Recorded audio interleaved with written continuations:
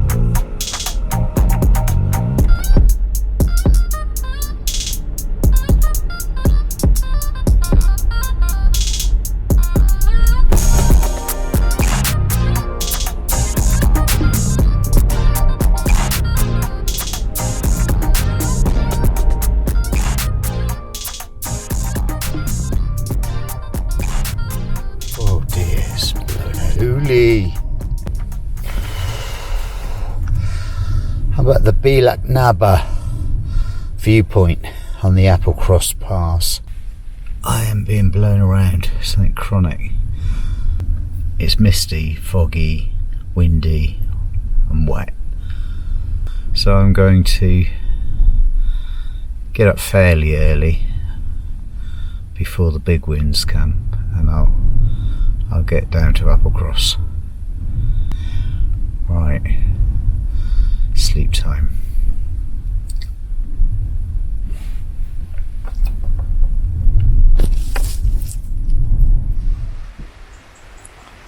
So this is Applecross, at the base of the Applecross Pass, funnily enough, where I spent the night. Quite calm here, but given how windy and misty and foggy it is at the top of the Applecross Pass, which is where I spent last night. Quite a surprise. If I had to describe Scotland though, it would be bloody windy.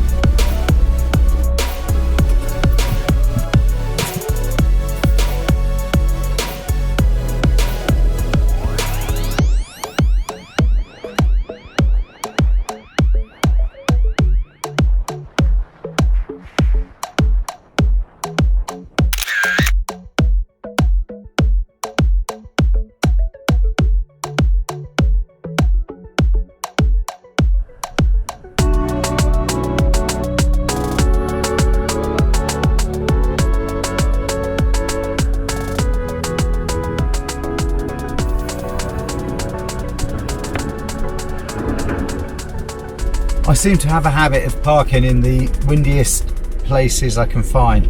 Thing is that the places with good views are usually the windy ones, and then the weather comes in and you don't get a view. But it's not been too bad. It was again windy last night, and I think things are rattling on the van. Some of the shield protectors underneath and stuff like that, but it doesn't seem to be too drastic. So I'm where am I at? I'm like Little Loch Broom in the northwest side of Scotland, in the Highlands. I'm heading up to Ullapool, and that way, I can't say it, Akit Buie, along that coastline there, Lochinver and Clacton, and that really takes me on up to Oldshaw Moor and Burness, and then that's the top west part, and then over to John O'Groats. But I'm determined to catch something about the Northern Lights. The weather forecast, it's Tuesday today, the weather forecast for Thursday onwards is pretty good. So I'm not going to rush this section. I'm just going to take it a bit easier and do some work, and then hopefully I'll catch them Northern Lights, fingers crossed. I said I'm not going to leave Scotland till I see the lights. It depends on the activity of the gods, the sun gods, as it's due to solar flares, in case you didn't know that. Anyway, that's the plan for today. Nothing too strenuous. I wish the weather would improve slightly. It's getting cold and it's very wet and it's very windy. But apart from that, it's beautiful scenery. Some of the scenery coming over to this part, up that west coast of Scotland, is absolutely stunning on the early part of the NC 500, North Coast 500. Really spectacular. I mean, so much so that I can't even describe it. And I wasn't even going to film. I have filmed some hyperlapse, but you cannot express how beautiful it is. It's like, I wrote it in my diary, it's something like a sci-fi CGI movie, big blockbuster kind of scenery out of like a sci-fi movie. It's that stunning, and some bits are pretty boring and ordinary. Apart from that, the stunning bits make up for it. Right, that's it. I won't go on too long, and hopefully I'll catch you in a minute. Cheers.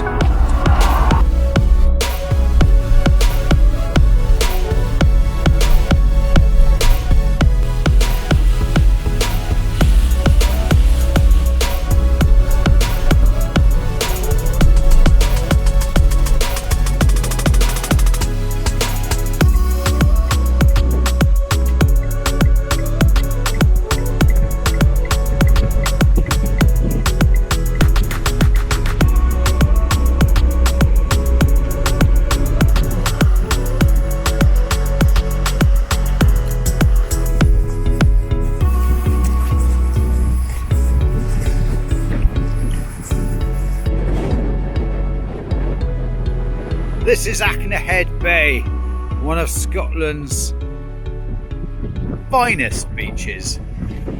It's pretty tough to get to, but the sun's come out and I do love a good beach. It was used in a film for Famous Horse Chase, a famous film for Horse Chase in 2011, but the name of the film escapes me. And you can see why. Lovely sand duny beaches, rocks galore. It's very, very atmospheric. And I thought I was going to be the only people here, but there's somebody else here as well. I came off the beaten track, off the NC 500, because the weather was pretty bad and I just didn't want to be driving round, and then the sun came out and I really need to get out and walk more. I just seem to be driving and driving endlessly. I mean, it is a beautiful scenery as you go through the NC 500, but blimey O'Reilly, I think I'm going to get stuck in the driver's seat position. So enough's enough. I'm going to get out and get some hiking done. Mind setting up my tent here, to be honest. I think you're allowed to, well, you're allowed to in Scotland. You can set up where you like in Scotland, pretty much, a few exceptions. You can camp. But with the weather being dodgy at the minute, I don't really want to take the risk. Being in the van, parking up in some pretty remote places, it's just like a glorified tent, to be honest, but with a cooker and loo-ish bucket. It's a bucket, alright. It's a bucket and a bag. So I'm going to hike around this beachhead, see if I can get any images.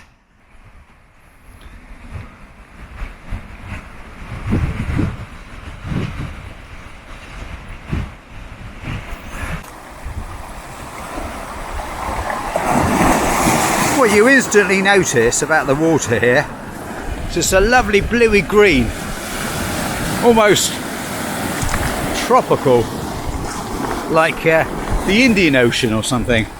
This is obviously the Atlantic. Southwest Water haven't pumped it full of shit. That's probably why. That's a fact. Southwest Water haven't pumped shit into this sea. I'm not telling any lies, that's true.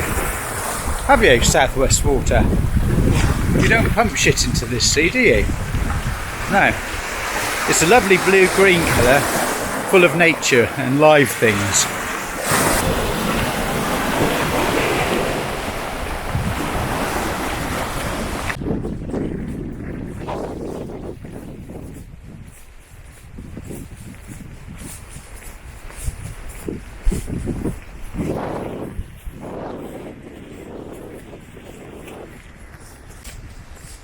And even the view of some mountains in the distance.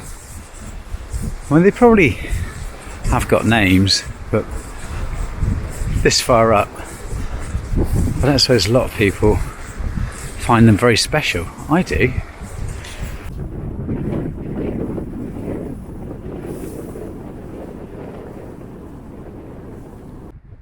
I've come across this little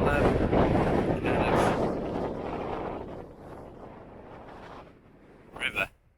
No, I'm not sure it's a river actually. It's flowing from the loch. Anyway, the sand is blowing in from this direction, and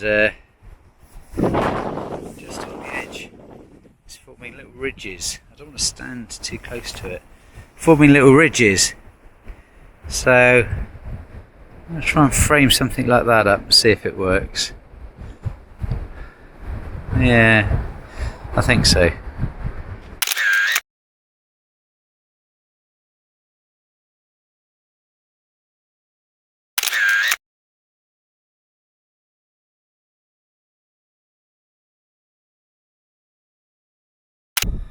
I'm not exactly sure where I am. Now, in this modern day, you'd say that's pretty impossible. I know roughly where I am, but it's not where I thought I would be. And it seems like I've driven for just hours and hours today. I found a beach, beautiful beach. Wonderful. I think I got some good images. And then I thought, oh, I'll just go up the road, find a place to park up. I could have parked up there, and then I found somewhere that wasn't quite right. Then I went on and on and on. Found a few really wild places, but I just want to get out of the wind. The Scottish wind has just been killing me. So I've ended up in this place, which is quite nice. Not too windy and it's dry. I'm actually going to do some walking down here. I love the way in Scotland they have these placards up and information points saying, really interesting history, all the things that happened in the Second World War and submarines and battleships in the North Atlantic and the Norwegian Sea and all of that kind of thing. And they put it up there. There's no one here. There's nobody here. I'm ready for my bed, to be honest. It's a nice bed. There we go. That's my little home for the last few months. It's cosy. You've got to make it cosy. That's all my utensils and stuff. Sun's gone down. Blue hour. Nothing to do but eat a donut and have my coffee. So I'll bid you good night.